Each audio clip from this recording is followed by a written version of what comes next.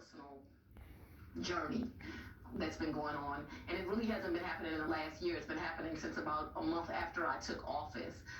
From the time I took office, I began to get threats. Those threats come in the way of emails. Those threats come in the way of phone calls, text messages, any which way you can imagine. At some point, the threats became where I had to leave my home. And I've been out of my home since the first year in office. They've come from a variety of sources. One of the first things that ever happened was there was a protest at my house at 5 o'clock in the morning. People mad because the last administration had left police cases, lots of them, and they wanted immediate action on them. And so that was the first thing that kind of happened.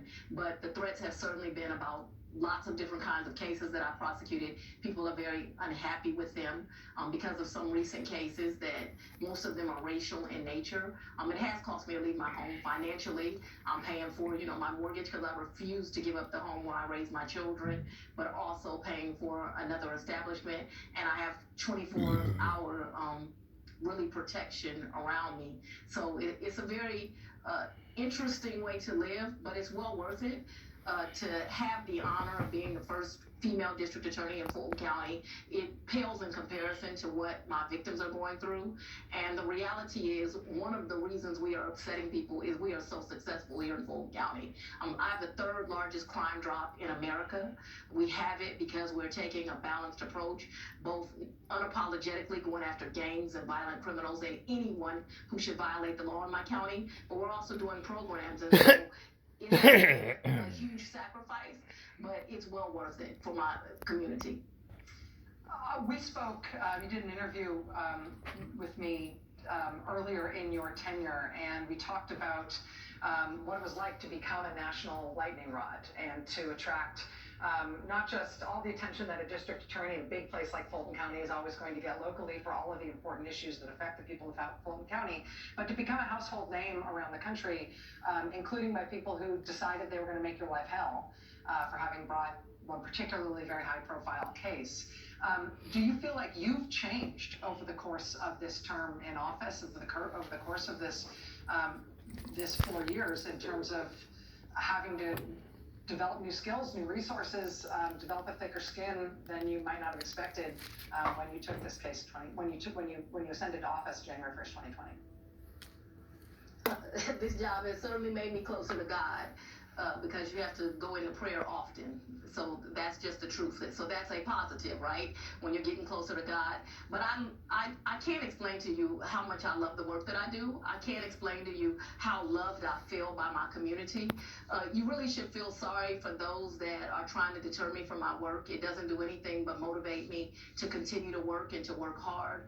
And so I'm not someone that's going to be broken, but certainly it is caused me to get thicker skin or to be more resilient, to dig deeper, to work harder. But what it has not done is deter me from my work. Let me ask you about an interesting development that happened with the former Democratic governor of Georgia, Governor Roy Barnes. It emerged over the course of the Trump case and some of the the mishigas around that, that you had asked Governor Barnes if he would consider joining the prosecution as a special counsel in that case, and it emerged that he said no, saying, quote, "I wasn't going to live with bodyguards for the rest of my life," which is a commentary on what it takes to be part of the legal system in this era, taking on politically powerful people. But Governor Barnes, as far as I understand it, has since offered that if the Republican-controlled legislature in Georgia comes after you with this new investigative committee that they seem to have formed specifically to come after you, and some of the other ways that they seem to be targeting you, that if you need legal representation of a specialty form as part of the way they're coming after you through the legislature, that he will represent you in those matters. I just wanted to ask if that's your understanding and what you make of that, those interactions that you've had with former Governor Barnes. No, Governor Barnes is my attorney. They have decided in Georgia that they would like to come over after me. They use false reasons for wanting to come after me. I don't know if you remember, and I believe we talked about it last time. Georgia had never had a prosecutorial oversight committee, and all of a sudden, 14 minorities were elected to office to serve as district attorney. And now all of a sudden, they need an oversight committee to look after district attorneys because they want to tell us how to prosecute and who to prosecute and where we should put our resources, as opposed to allowing the voters that put us in these seats to make those determinations. The voters in my community are very clear that they want crime rid out of their communities, but they want it done both by removing violent offenders, which is what we have done. We've gone after gangs and we've worked with our police departments to do so, but they also want second chances for low-level offenders, and we have done those programs.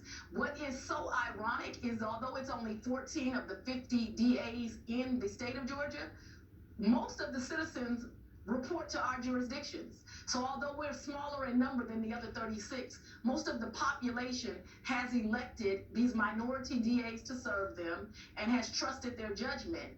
But apparently we now need Daddy to tell us how to do our job.